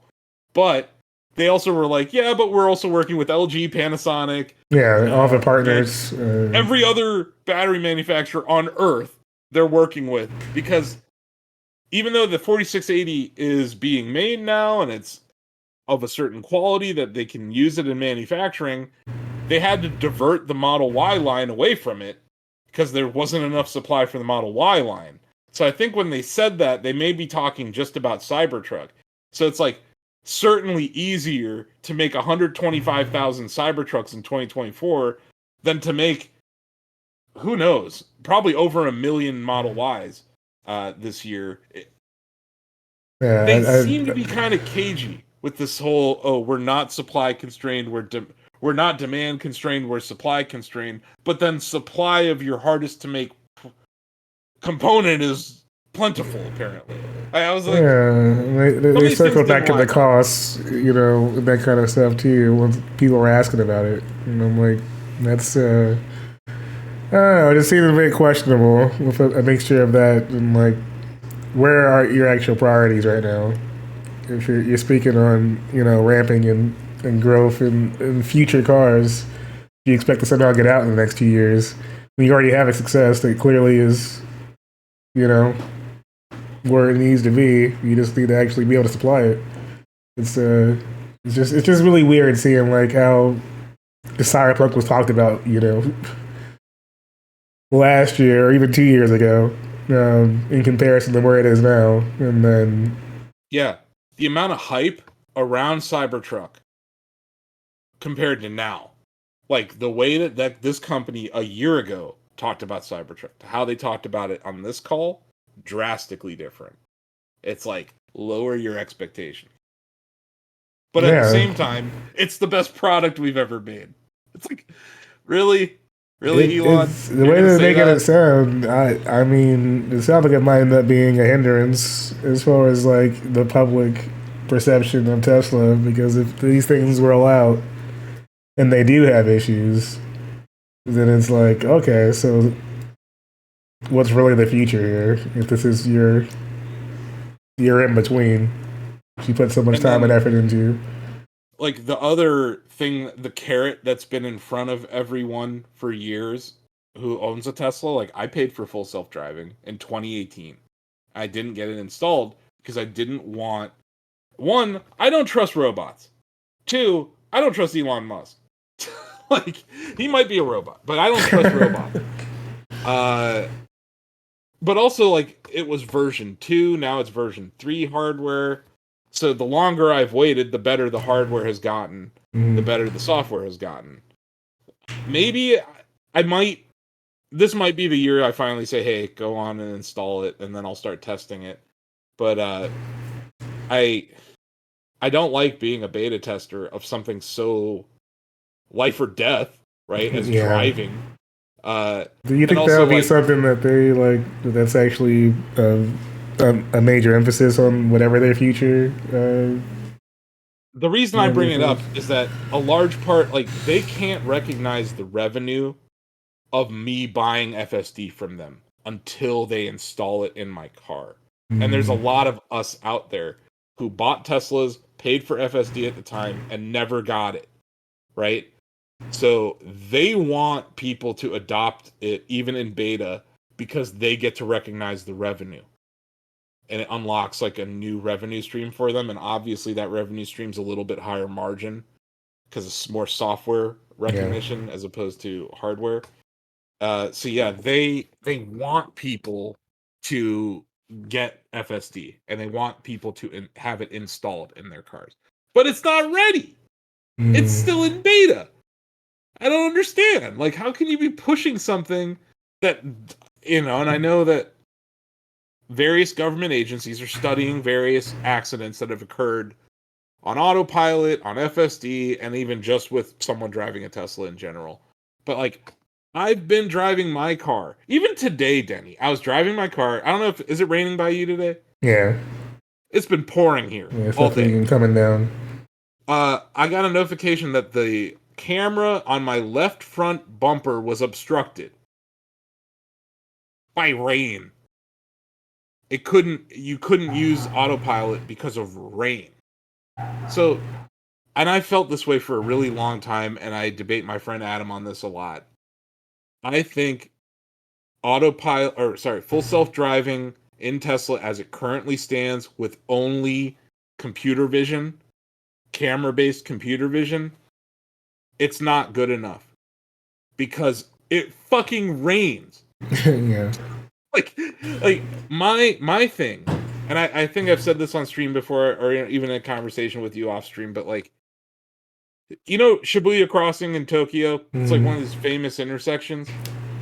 6 streets come together right where the Shibuya train station lets out everybody. So it's huge pedestrian crosswalks, but also kind of a massive intersection, one of the largest road intersections you'll ever see. I won't trust this thing until full self-driving can turn left at Shibuya Crossing in pouring rain at night and not hit anybody. Sounds like you put together a pretty decent challenge there. I mean, that'd be a great commercial. That's the demo I want to see, right? Like, that's the demo where I'm like, holy crap, I want that, right? And we're just nowhere near that. Based on what he's saying about how much more training is required, and it seems like he's saying something about inference engines in general. that he doesn't really think inference engines are the way to go here.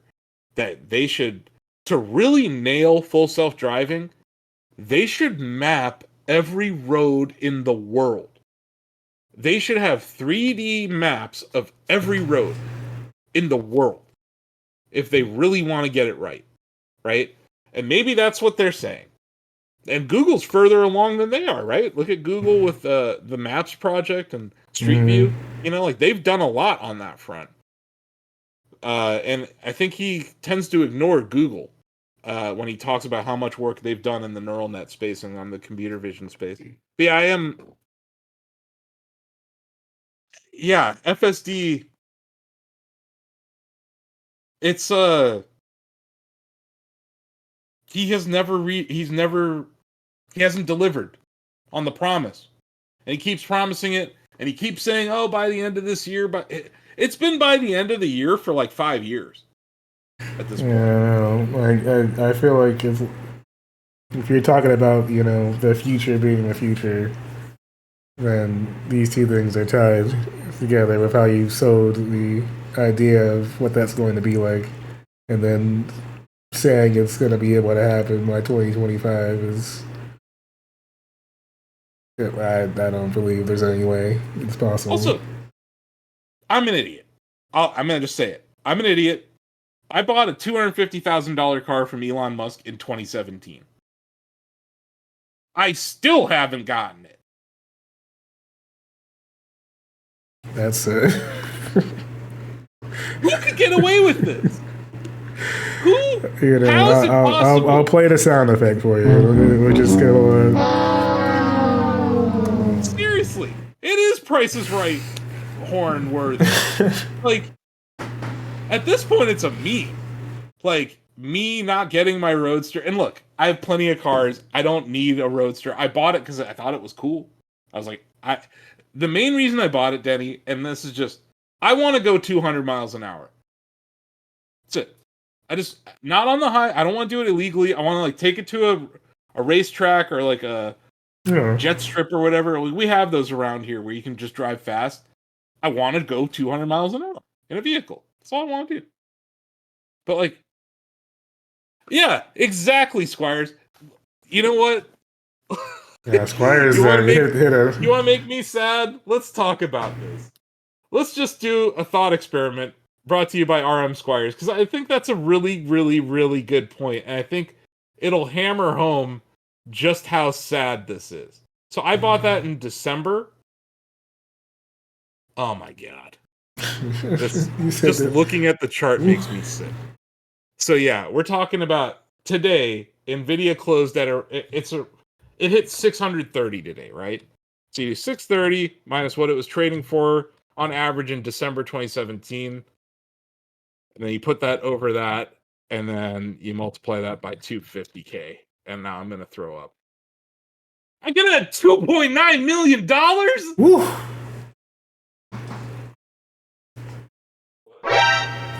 If I didn't buy the fucking Roadster, and I bought NVIDIA stock instead, my brother heard me yell it from upstairs. I'm still on stream. But yeah, if you put $250,000 into NVIDIA stock instead of buying the fucking Roadster in December 2017, you would have $2.9 million today. Yeah, you'd be asking Elon some different questions at that point. Instead of an IOU from Elon Musk for a car that doesn't exist. Just, he needs to get more shit about this is all I'm saying. Like, what are you even doing, Elon? Yeah, that's getting a steep one right there. Yeah. Anyway, thank you, Squires, for that horrible idea. Hit the nail on the head there, Squires. Yes, nailed it. Opportunity cost. You want a definition of opportunity cost? That's exactly it. But yeah, that's infuriating. And so if you were, outside of like investing, like, what do you think that the company or Elon would have to do to earn some of that trust in any of what he's saying at this point, considering where, the Cybertruck is stating, and then also, your future side Do you think that would have a major impact, in future quarters if we hit the end of 2024 and there's not really any updates on this quote unquote future vehicle? Like how big of an impact would that be considering where they are now? Well, like, it seems like people still want the Model Y. Mm-hmm. Right? They're still buying them. And they're buying Model X's and they're buying Model S's. Those aren't what make the company go. The Model Y is what's making the company go. Yeah. So, like, it's not that I think that they're at risk at all. Like, I don't think I would never short this company because I think they make innovative things. But I do think that the stock's going lower. The company, their failure to deliver on promises, I think people are used to it almost. It's like a bad relationship with Elon and customers. And you've seen it, all the blue checks on Twitter. Like, how many people are just dying to reply to that guy and defend all of his horrible behavior? Kind of quality quote following going on. So he has this group of people who he can do no wrong, right? They're obviously like cultists at this point, but like he can do no wrong to those people. So I don't think that the brand suffers much because we're just used to it at this point. But like, god damn, it'll be 7 years this December. No. Yeah, 7 years this December since I paid him $250,000 for a car. And he hasn't even emailed me, sent me a word about it. Like, that's a really shitty way to treat your biggest customers. Yeah, the especially like you said, the biggest customers. Yeah, and like early adopters, major investment. Right? Early adopters, and at the time I was like, yeah, this is. I said I was doing that instead of buying a video game website, which was probably smart given where we're at with that. Yeah. But yeah, I think the way he treats his customers is pretty shitty, and the way that people champion him as like great in the face of all of these things that he's done it's just kind of off-putting and weird. But yeah, I don't know. I don't think Tesla fans hold him accountable, like, at all. He can do no wrong, right? Yeah, that's what's kind of scary. Because I'm like, if the Cybertruck is completely a failure, like, how will the audience take that?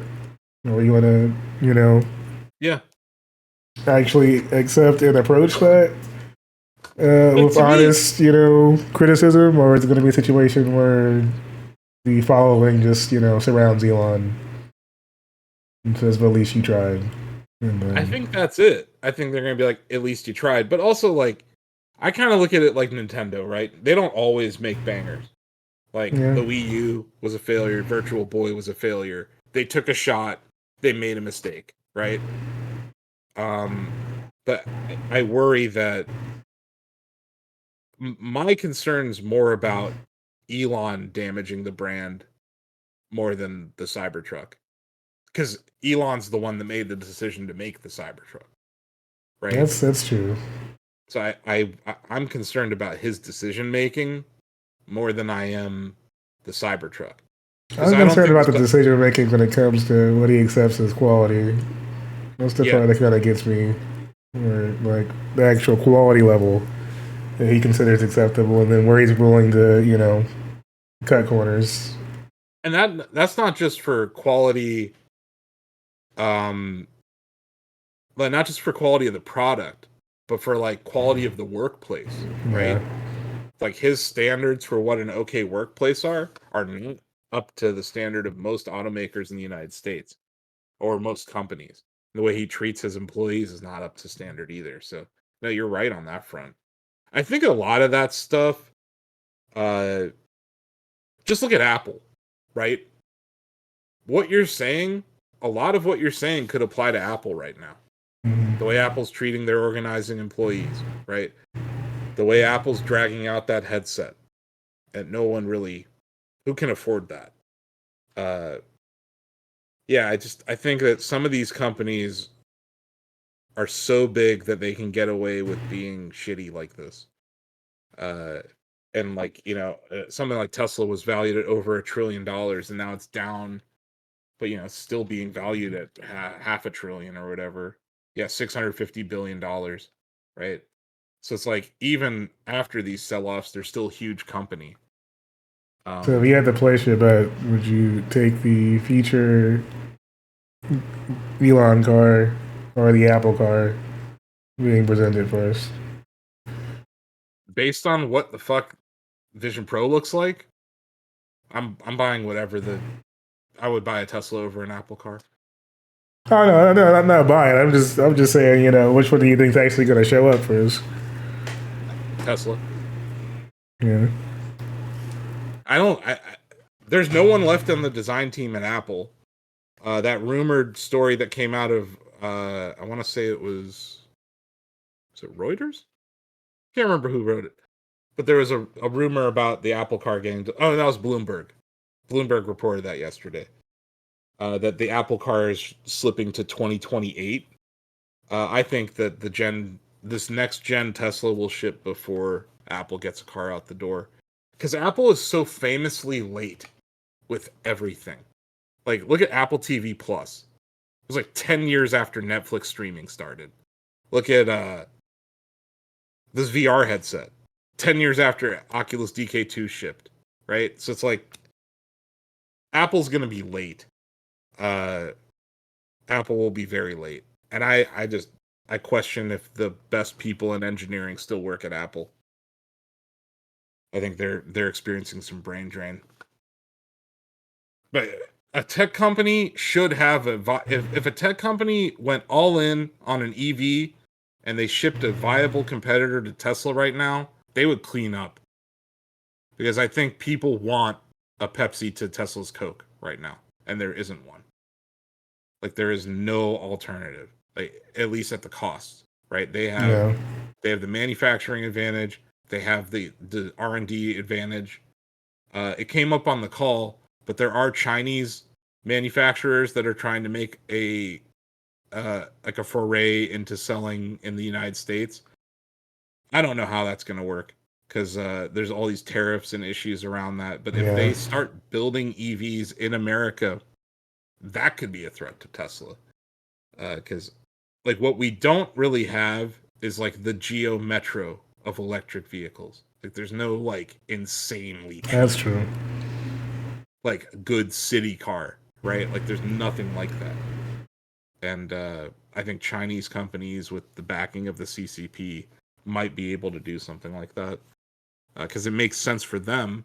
I think that kind of product also makes sense in Europe, and it also makes sense in South America, and it also makes sense in India. So there's like a lot of opportunity for EV ahead of them. The CFO, who I apologize for anyone who read my article. I don't know who the name of the new CFO. But what he was saying just felt like they're just very far ahead of everyone else. So it's like, I don't think we're gonna see like Tesla at risk of anything. I just think that in general, stocks are all really expensive, and this one is too, and it's gonna go down. And it already did, because Elon is not inspiring confidence with what he said today. Yeah. And I think especially with those like full self-driving and Dojo and now this next generation thing, there's like 3 things that he threw uncertainty on top of. Back that to should back. inspire confidence.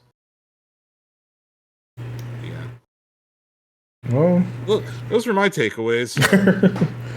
quality coverage. I feel like you hit some major points there. Yeah, and if you missed the conference call, which Denny did stream here, you can watch it on our YouTube channel in a little bit. But I also transcribed a lot of the Q&A and presentation for everyone, and also broke down some of the earnings there. So you can check out that article. Plenty of quality Tesla breakdown and news on the good old site Shacknews. Yep. But we cover these every quarter as well as other earnings calls. So you can keep an eye out here on Twitch. This is certainly one of the biggest ones of the year, or of the quarter, right? But yeah, we have a lot of tech companies reporting. We had Netflix yesterday, we have Tesla today. I think we have Intel tomorrow. We got Microsoft next week. Nintendo's down the road. Yeah, some big ones. Yep, lots of stuff. So hit the follow button here. Hit the subscribe button on YouTube. Follow us on Twitter, currently known as X. And yeah, even Facebook and TikTok. We're popping up on TikTok every other day. Yep, big moves. Yeah, but thanks for joining us, everyone. Hopefully you enjoyed the conversation and breakdown. And we'll be doing more of this across the board for majority of the tech companies out there. Yep. But until next time, keep it live on Shacknews. And we'll see you soon. Bye.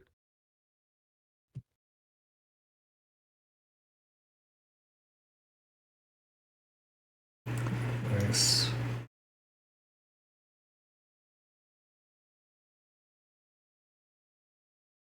I don't know what's going on.